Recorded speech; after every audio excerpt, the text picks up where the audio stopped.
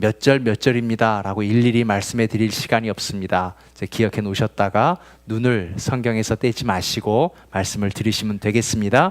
먼저 2장 1절부터 17절까지 한 절씩 나누어 교독하시고 마지막 17절은 함께 하도록 하겠습니다. 날은 사륜에 수선하여 골짜기에 백합화로다. 여자들 중에 내 사랑은 가시나무 가운데 백합화 같구나. 남자들 중에 나의 사랑하는 자는 숲을 가운데 사과나무 같구나. 내가 그 그늘에 앉아서 심히 기뻐하였고 그 열매는 내 입에 달았도다. 그가 나를 인도하여 잔치집으로 들어갔으니 그 사랑은 내 위에 깃발이로구나. 너희는 건포도로 내 힘을 돕고 사과로 나를 시원하게 하라. 내가 사랑함으로 병이 생겼음이라. 그가 왼팔로 내 머리를 고이고 오른팔로 나를 안는구나.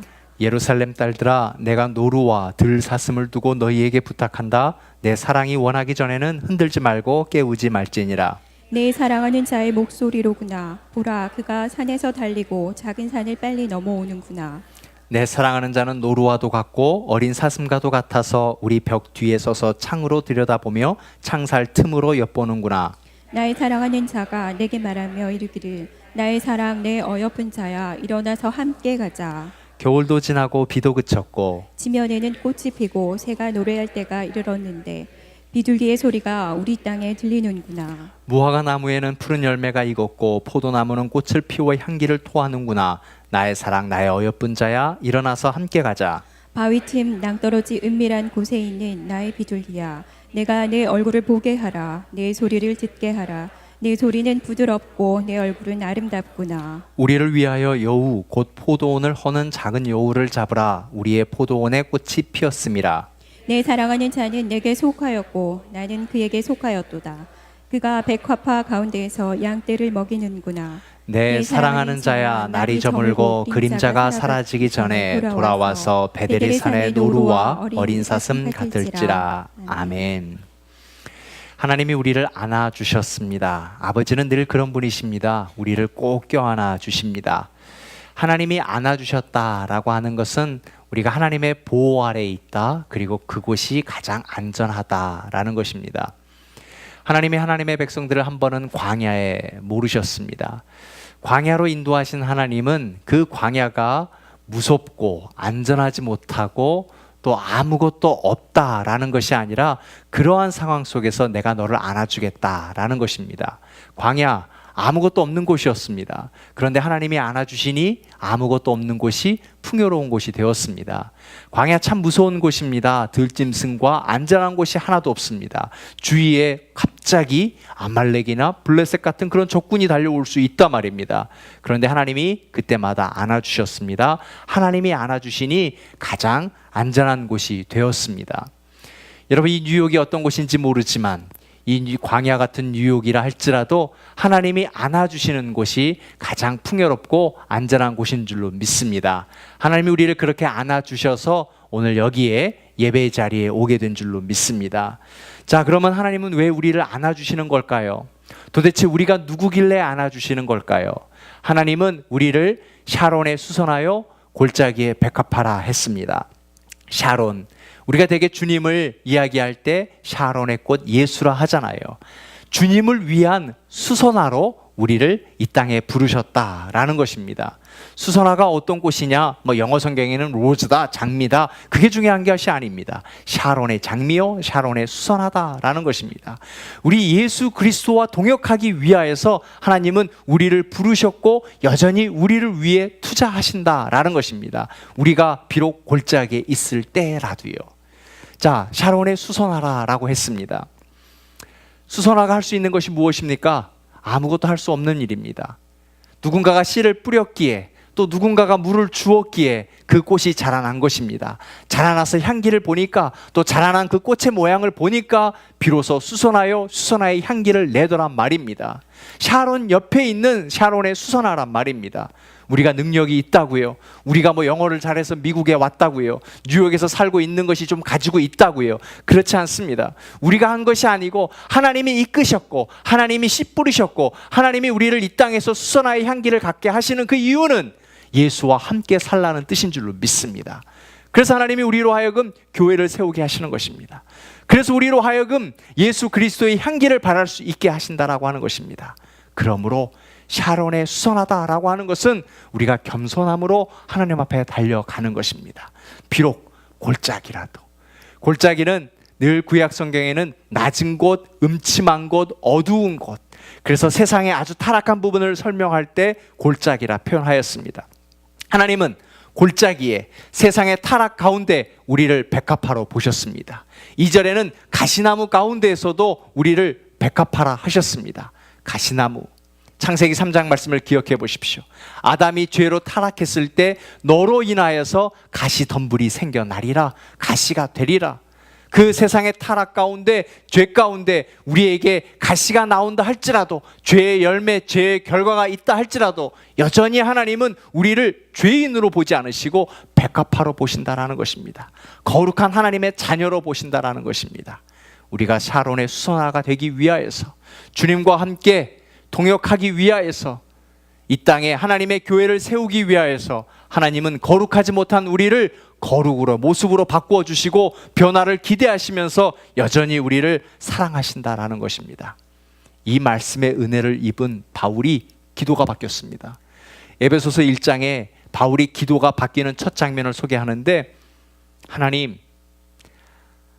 알게 해주십시오.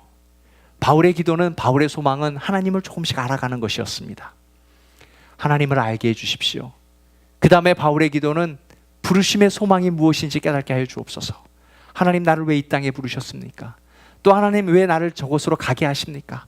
부르심의 소망을 깨닫기 위하는 것이었고, 그리고 하나님의 기업의 풍요로움을 알게 하여 주옵소서.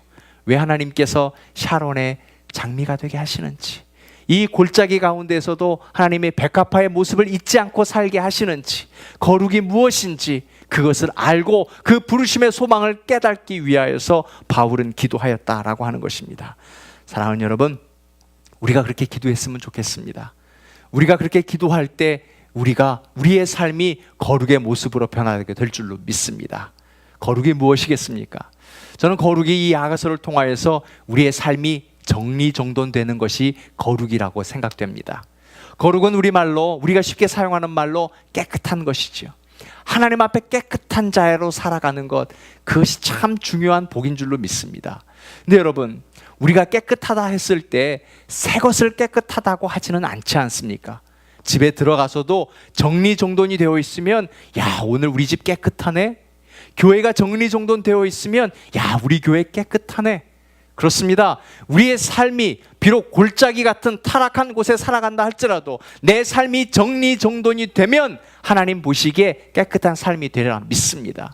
이 예배의 자리에서 우리가 거룩의 모습이 되는 것은 내 삶을 정리하는 것입니다. 하나님, 고난을 지우고 염려를 지우고 걱정을 지우고, 하나님 말씀하시옵소서. 왜 나를 이끄셨습니까? 왜 이 자리에 두셨습니까? 이제 2주간 내가 해야 될 일이 무엇입니까? 하나님, 나를 어디로 보내시렵니까? 내가 무슨 말을 할까요? 누구를 찾아서 위로할까요? 어디에서 섬길까요? 누구를 찾아 복음을 전할까요? 하나님이 우리에게 주신 복음을 위하여서 삶이 정리정돈될 때 그것이 거룩의 모습인 줄로 믿습니다. 그래서 우리는 멈춰야 할 필요성이 있습니다. 거룩은 하나님의 말씀이 들려야 하거든요. 길을 걷다 보면은요, 뉴욕에서 많이 길을 걸을 수 있지는 않지 않습니까? 차를 타고 잠깐 걷는 것인데 꼭 걸을 때 가끔 돌멩이가 구두 속에 들어올 때가 있습니다. 어떠세요? 그냥 일단은 목적지까지 가고 보시는 겁니까? 저는 구두 속에 돌멩이가 들어오면 꼭 그 자리에서 벗어야만 직성이 풀립니다. 돌을 빼내고 다시 신발을 신고 갑니다. 끝까지 그냥 얼마 안 되니까 걸어가 보자 하다가 그 돌멩이가 나의 발을 얼마나 힘들게 하는지 모릅니다. 거룩의 삶이라고 하는 것은 이 바쁜 뉴욕의 삶 속에서 나도 모르게 들어오는 돌멩이, 그 돌멩이를 잠시 멈춰서서 구두를 벗고 돌멩이를 빼내고 그 시간을 갖고 하나님과 묵상을 하고 하나님과 교제를 하고 나아가는 삶, 그래서 돌멩이를 버리는 삶, 그 삶이 거룩의 삶이라는 것입니다. 사랑하는 여러분, 우리는 포도원을 지키느니라 우리의 살이 다 그을려서 타버린지도 모르고 있었습니다. 말씀과 단절된 채 사명을 하겠노라고 사역을 하다가 결국 내 포도원을 지키지 못하고 남의 일만 하다가 내 자신이 그을려졌던 그 모습을 우리는 지난주에 1장을 통해서 보아왔습니다. 예배자는 잘못을 알고 돌이키는 자였습니다. 돌멩이를 빼놓고 기도했습니다. 하나님, 제가 다른 포도원을 지키느니라 게을러졌습니다. 말씀과 연결이 없고 입맞춤이 없으니까 내가 번아웃돼 버렸습니다. 사명을 하다가도 시험에 들었고 하나님의 일을 하다가도 지쳐버렸습니다. 당신은 어디에서 양떼를 먹이시나요? 푸른 초장이 어디인가요? 어디에서 쉼을 얻어야 되나요? 간절히 기도했습니다. 하나님께서 기도의 응답을 주셨는데 그 신부를 왕의 식탁에 데리고 가서 정말 맛있는 음식을 먹여 주었습니다. 왕의 식탁에서 하나님께서는 먹여 주셨단 말입니다. 이끄심을 위해서 기도할 때 하나님 나를 이끌어 주세요 라고 했을 때 하나님은 왕의 식탁으로 이끌어 주셔서 당신의 말씀을 주셨던 것입니다. 여러분께 묻습니다. 우리 하나님은 원수의 목전에서도 우리에게 상을 베풀어 주심을 여러분 믿으십니까? 우리 아버지는 그런 분이십니다. 우리가 원수의 목전 앞에 있어서 우리가 굶주림의 상태에 있을 때라도 여전히 하나님은 우리를 먹이시는 분이시란 말입니다. 가시덤불 속에서도 가시나무 속에서도 백합화로 보시고 샤론의 수선화로 보시는 분이 하나님이시고 오늘 2장에서는 우리를 잔치집으로 초대해 주신다라고 했습니다. 가장 먹을 것이 많은 곳, 가장 풍요로운 곳이 잔치집이지 않습니까? 그만큼 하나님은 우리를 사랑하셔서 골짜기에 머무르게 놔두지 아니하시고 우리를 잔치상으로 이끌어 주신다라는 것입니다. 잔치장으로 이끄시는 우리 하나님은 그렇게 풍요로운 분이십니다. 삶의 여정은 참 신비합니다. 예상치도 못한 굴곡들이 얼마나 많이 있는지요. 분명히 참 어려운 모퉁이를 돌아섰는데 모퉁이를 돌아서자마자 알 수 없는 일들이 있습니다. 때로는 평탄한 길이 있는 방면 얼마 전까지 있었던 다리가 물에 침몰될 때도 있습니다. 길이 사라져버릴 때도 있고요. 분명히 한 길이었는데 갑자기 길이 세 갈래가 나누어져서 어디로 가야 할지 혼란스러울 때도 있습니다. 그런데요, 그때마다 비록 나는 혼란스럽지만 우리가 가야 할 길을 반드시 알고 계시는 분, 우리는 과거와 현재와 미래가 다르지만 과거와 현재와 미래가 동일하신 그 예수 그리스도께서 우리에게 길을 알려주시는데 그분은 우리 인생 위에서 깃발을 흔들고 계셨다라는 것입니다. 깃발을 흔들고 계셨습니다. 골짜기에 신음할 때라도 깃발을 흔들고 계셨습니다. 우리가 가는 길을 지도하시기 위해서입니다. 고대에는 전쟁을 할 때 깃발을 흔들었대지요. 기가 다 달랐답니다. 이 깃발을 흔들면 궁수가 나가서 활을 쏘아야 했고 또 다른 작전일 때는 다른 깃발을 흔들면 기병이 달려가야 했습니다. 위태로울 때는 다른 깃발을 흔들고 후퇴하게끔 하고 전쟁의 승리가 있을 때에는 돌격하라고 다른 깃발을 표현하곤 했었습니다. 우리 인생 위에서 늘 주님은 그 깃발로 우리의 길을 인도해 주시는 것입니다. 기도하라 하시고 또 달려가라 하시고 멈추라 하시고 잠시 멈추어 서서 구두 속에 있는 돌멩이를 빼라 말씀하시는 것입니다. 비록 우리가 실패했을 때라도 비록 골짜기에 남아있을 때라도 우리는 여전히 수선하여 백합하기 때문에 하나님은 깃발로 우리를 이끌어 주셨다라고 하는 것입니다. 그러므로 우리는 기도를 쉬지 말아야 하는 것입니다. 주님 이끌어 주세요. 깃발을 보게 해주세요. 깃발을 보실 수 있는 예배자 되시기를 주님의 이름으로 축원하여 드립니다. 닭이 있잖아요. 닭이 날개가 있는데 닭이 날지 못하잖아요. 그 이유를 아세요? 그게 아주 최근에 그것이 과학자들에게 증명이 되었다는데요. 닭이 날개가 있으면서 날지 못하는 것은 날개의 문제가 아니라 눈 때문이래네요. 닭이 보는 것은 눈앞에 놓여있는 모이만 먹는 것, 그것만 볼 수 있답니다. 다른 것은 사부를 구별하지 못한대요. 하늘을 보지 못하고 눈앞에 있는, 그래서 자꾸만 쫓기만 하잖아요. 물론 물을 마실 때에는 물을 한 모금 마시고 하늘을 보지 않습니까? 그런데 그때는 또 눈을 감는다네요. 닭은 고개를 들면 눈이 감게 돼 있대요. 그래서 보이는 게 없으니까 날지 못한다는 거죠. 그런데 그 닭의 모습이 나의 모습 같지는 않으세요? 우리도 날개가 있어요.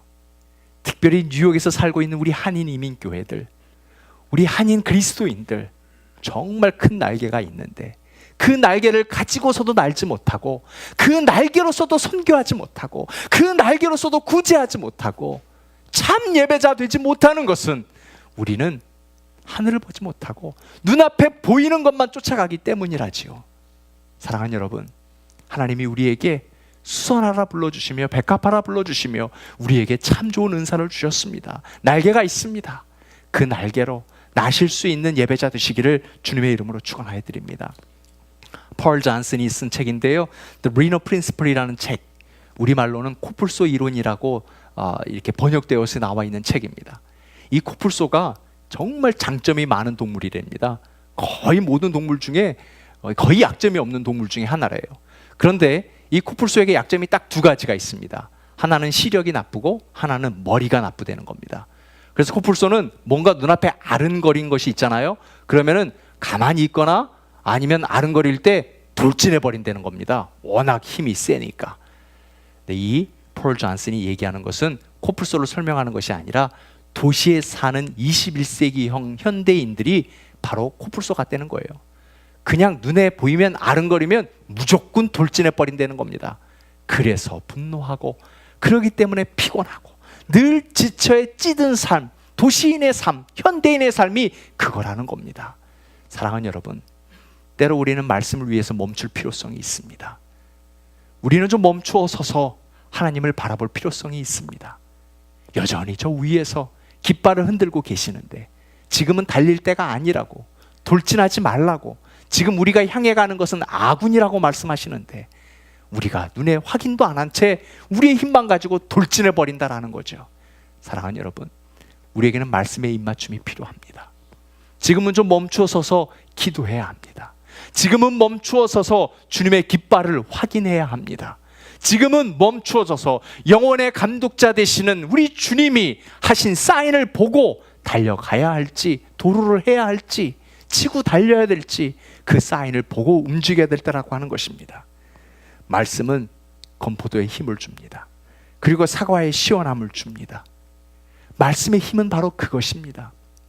사랑하는 여러분, 우리가 이 마라톤과 같은 세상에서 지쳐 쓰러질 것 같고 더 이상 뛰지 못할 힘이 없을 때라도 그 코너를 도는 순간 정말 시원함을 주고 힘을 주고 양식을 주는 것이 하나님의 말씀인 줄로 믿습니다.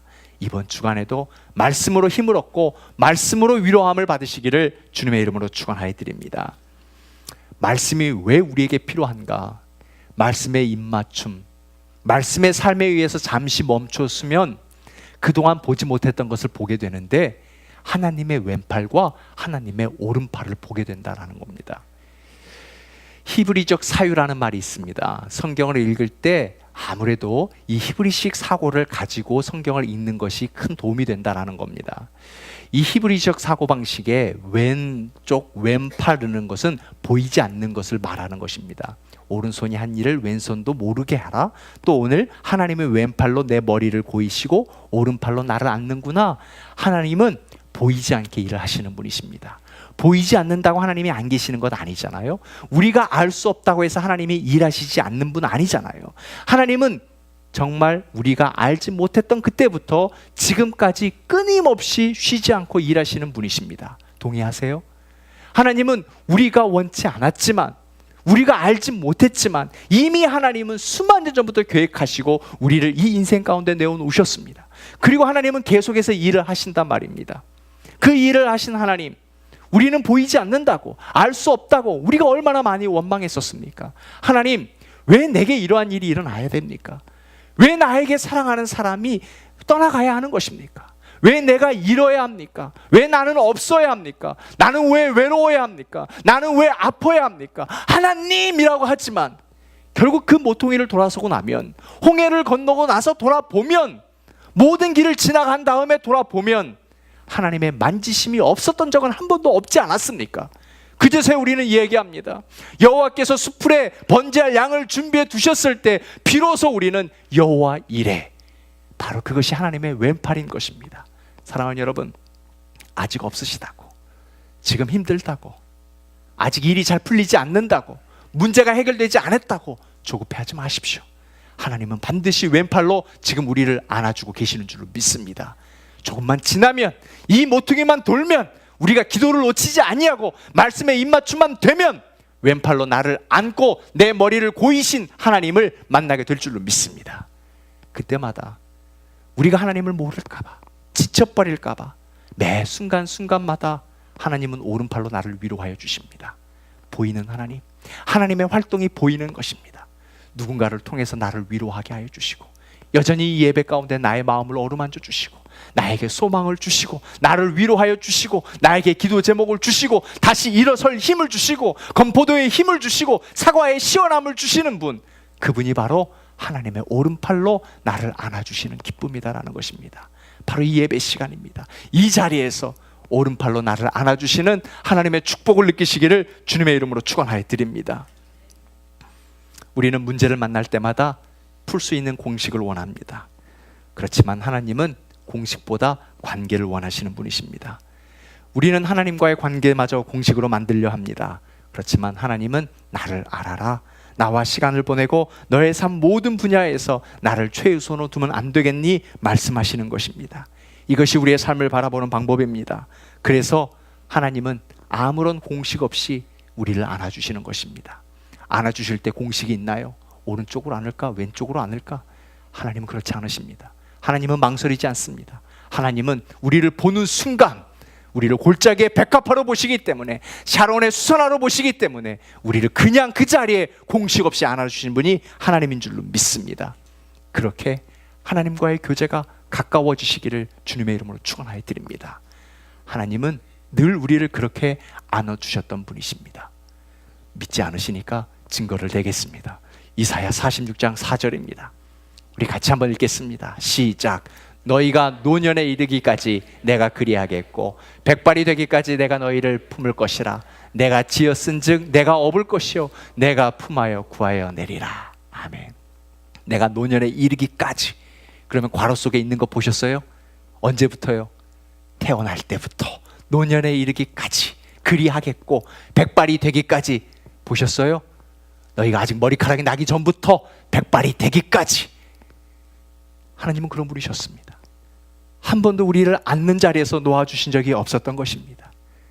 괜히 우리가 보이지 않는 왼팔 때문에, 지금 내 삶이 뺄셈인 것 때문에, 곧 하나님이 베풀어 주실 터인데 지금 그것 때문에, 홍해 앞에 놓여 있는 것 때문에, 내가 물린 것 때문에 노뱀도 보지 못한 채 우리가 그렇게 원망하고 있을 때라도 하나님은 우리를 안아주셨다라는 것입니다. 사랑하는 여러분, 이 시간 여러분을 축복합니다. 다른 거 다 잊으셔도 좋지만 아무리 힘들 때라도 하나님이 나를 안아주시고 있구나, 왼팔의 축복을 잊지 않으시기를 주님의 이름으로 축원하여 드립니다. 그런데요, 하나님이 우리를 안아주셨다는 것은요, 곧바로 그것은 무엇을 우리가 연결해야 되느냐? 그것은 사명으로 연결해야 되는 겁니다. 하나님이 우리를 안아주셨다는 것은 하나님이 기대하시는 것이 있습니다. 너도 안아주는 자가 되라 라는 것입니다. 하나님은 모세에게 사명을 주었죠. 이스라엘 백성들을 광야에서라도 너희가 안아줘라. 쓴물을 마실 때라도 단물이 있음을 안아줘라. 불뱀에 물렸을 때라도 노뱀이 있다고 안아줘라. 위로해줘라 말씀하셨습니다. 그런데 모세도 지치지요. 얼마나 힘들었는지 하나님 앞에 이렇게 토로했습니다. 민수기 11장 12절에 보니까, 하나님, 내가 이 백성을 내가 잉태했습니까? 내가 가졌습니까? 하나님, 내가 하겠다고 했습니까? 왜 이렇게 우리 이스라엘 백성들이 자꾸 찡찡대는지요? 어리광 부리는지요? 정말 말을 듣지 않습니다. 안아줄 수 없습니다. 안겨야 안아주지, 안기지도 않는데 어떻게 안아줍니까? 저 말씀 이후에 하나님 뭐라 말씀하시는가 하면은요, 야, 내가 너 안아줬는데 너는 뭐 딱히 이뻐서 안아준 줄 아니? 너는 뭐 말 잘 들었는 줄 아니? 내가 너를 안아준 것 같이 너도 좀 안아주면 안 되겠니? 말씀하셨습니다. 하나님의 사명은 이것입니다. 하나님이 우리를 안아주시면 우리는 생명을 얻습니다. 우리가 다른 사람을 안아주면 생명을 만나는 겁니다. 다시 표현해드려요. 우리 주님이 우리를 안으면 우리는 구원을 얻습니다. 우리가 다른 사람을 안으면 주님의 구원의 통로가 되는 것이지요. 그래서 우리를 안아주셨던 것입니다. 그래서 우리가 선교하는 것입니다. 가서 안아주는 것이요. 사랑하는 여러분, 이제 우리가 이 예배를 마치고 예루살렘으로 또 사마리아로 유대와 땅끝으로 흔들어질 텐데, 흩어질 때 우리가 할 일은 안아주는 것입니다. 하나님이 나를 안아주시는 것처럼 우리가 안아주는 것입니다. 그냥 안아주는 겁니다. 근데 안아주는데요, 우리가 잘못할 때 있단 말입니다. 우리 주님이 부탁하십니다. 뭐라고 부탁하시는가 하면은, 내가 사랑하는 자를 깨울 때까지 너희 절대 깨우지 말아라. 판단하지 말라라는 것입니다. 하나님이 깨우신다라는 겁니다. 우리는 안아준다고 내가 막 깨워버립니다. 사랑하는 여러분, 우리의 사명은 안아주는 것이지 깨우는 것이 아닙니다. 깨우다 보면 지칩니다. 깨우다 보면 싸웁니다. 저는요, 제 아이들과 잘 싸우지 않습니다. 근데 요즘 싸우기 시작했습니다. 학교 가라고 일어나라고. 저는 깨우는 아빠가 제일 싫습니다. 그런데 제가 그 일을 하고 있더라고요. 사랑하는 여러분, 우리의 사명은 안아주는 것이지 깨우는 것이 아니라고 아가서에서 설명하고 있는 것입니다. 우리의 사명은 그저 안아주는 것입니다. 안아주는 자의 복이 있으시기를 주님의 이름으로 축원하여 드립니다. 깨우시는 분은 하나님이십니다. 내 사랑하는 자야, 이제 나와 함께 가자 라고 말씀하시는 것입니다. 흔들지 말고 깨우지 말고 하나님이 하시게끔 우리는 그 자리를 비껴드려야 되는 것입니다. 그리고 우리가 조심해야 될 것이 있습니다. 포도원을 허는 작은 여우를 조심해야 되는 것입니다. 여우는 밤을 틈타서 포도원을 망치는 교활한 동물입니다. 작고 빠르고 간교해서 잡기가 힘듭니다. 우리의 생각과 말, 시간과 돈을 잘못 사용하는 것입니다. 거룩을 잃어버리기 정말 쉬운 것이 바로 이런 것들입니다. 잘 정리해야 되는데, 잘 써야 되는데 이것 때문에 어지럽혀져린 것입니다. 바른 11조와 또 바른 시간, 그리고 말씀과 기도 시간 잘 정리해 두십시오. 포도를 오는 여우가 어느새 우리도 모르는 사이에 내 속에 들어와서 우리의 모든 것들을 다 어지럽힐 수 있다라고 하는 것입니다. 그러므로 우리는 깨어 있어야 하는 것입니다. 그래서 이 깨어 있는 시간이 거룩의 날이라는 것입니다. 제가 여러분께 또 하나 알려드리겠습니다. 우리가 좋아하는 할러데이 있잖아요. 이 할러데이 어원을 아세요? 할러데이는 두 글자가 합해져서 만들어진 것입니다. Holy plus day. 할러데이는 낚시하고 골프하러 가시는 것이 아니라 할러데이는 거룩한 날인 것입니다. 사랑하는 여러분, 오늘이 바로 우리의 할러데이인 줄로 믿습니다.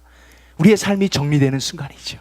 예, 하나님 말씀 주신 바와 같이 그렇게 섬기겠습니다. 우리의 섬김은 안아주는 것이지 다른 사람을 깨우는 것은 아닙니다. 예, 하나님 말씀과의 입맞춤 잠시 물러서겠습니다. 구두 속에 있는 돌멩이 빼고 걷겠습니다. 잠시 멈춰 서는 것, 하나님이 나를 안아주시는 것. 하나님, 제가 지금 정말 속상한데요, 제가 정말 괴로운데요, 근데 왼팔로 안아주신 하나님을 기대하며 기다리겠습니다. 반드시 하나님, 여호와의 일에 하나님께서 채워주실 줄로 믿습니다.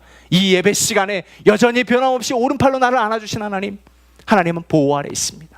여기가 가장 안전한 곳인 줄로 믿습니다. 뉴욕과 같은 광야에서 하나님이 만나와 메추라기를 주실 것이고, 불기둥과 구름기둥으로 허락해 주실 것이고, 때로 이 쓰디 쓴 곳에 하나님의 단물이 터지게 될 줄로 믿습니다.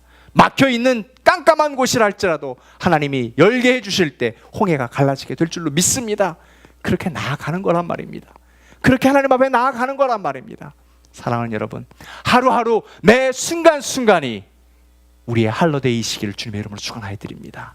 그 거룩한 날, 그 예배의 날, 그날이 바로 하나님이 우리에게 주신 날입니다. 오늘이 그리한 것처럼 내일도 그리하고 2주간 내내 우리들의 할러데이로 사시기를 주님의 이름으로 축원하여 드립니다. 기도하겠습니다.